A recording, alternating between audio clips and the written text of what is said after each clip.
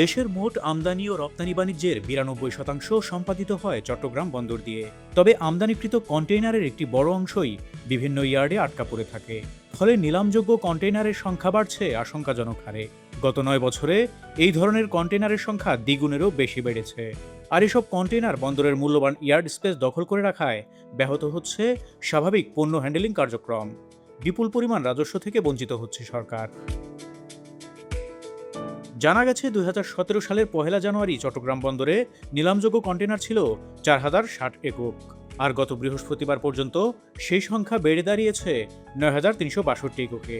যদিও আমদানি করা পণ্য বন্দর থেকে ৩০ দিনের মধ্যে খালাস করার বাধ্যবাধকতা রয়েছে, তবে অনেক আমদানিকারকের সদিচ্ছার অভাবে এসব কন্টেইনার স্বাভাবিক সময়ের চেয়ে অতিরিক্ত সময় ধরে বন্দরের ইয়ার্ডে পড়ে থাকছে। চট্টগ্রাম বন্দর কর্তৃপক্ষ সূত্রে জানা গেছে, বর্তমানে বন্দরে পড়ে থাকা কন্টেইনারের মোট সংখ্যা ৯,৩৭৩ একক। এর আগে গত বছরের ৯ সেপ্টেম্বর যা ছিল ১০,১৪২ একক। অর্থাৎ গত ৭ মাসের ব্যবধানে কন্টেইনার কমেছে ৭৬৯টি। সময় মতো খালাস না করায় বন্দরে নিলামযোগ্য কন্টেইনারের স্তূপ ক্রমেই বড় হচ্ছে। এ বিষয়ে একাধিক আমদানিকারক ও সিঅ্যান্ডএফ ব্যবসায়ী জানান, কিছু আমদানিকারক নির্দিষ্ট সময়ের মধ্যে নানা কারণে পণ্যবাহী কন্টেইনার খালাস করতে পারেন না। সঠিক সময়ে পণ্য খালাসের প্রয়োজনীয় কাগজপত্র জমা দিতে না পারা, আমদানি মূল্যের চেয়ে দেশের বাজারে বিক্রয় মূল্য কমে যাওয়া কিংবা আইনি জটিলতা তৈরি হওয়া এর অন্যতম কারণ। আবার অনেক সময় অর্থ পাচারের ঘটনা জড়িয়ে থাকলে আমদানিকারকরা পণ্য খালাসে পুরোপুরি অনাগ্রহ দেখান।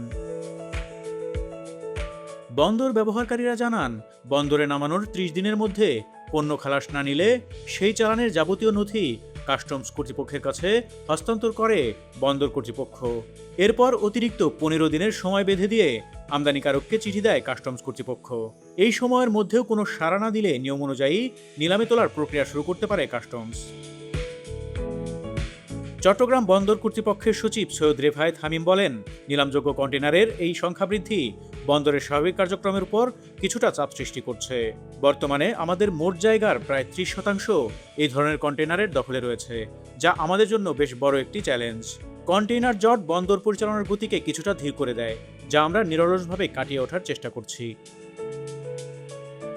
অন্যদিকে চট্টগ্রাম কাস্টমস হাউজের মুখপাত্র শরীফ আল আমিন বলেন, নিলামযোগ্য কন্টেইনারের সংখ্যা কমিয়ে আনার জন্য বেশ কিছু উদ্যোগ নেওয়া হয়েছে।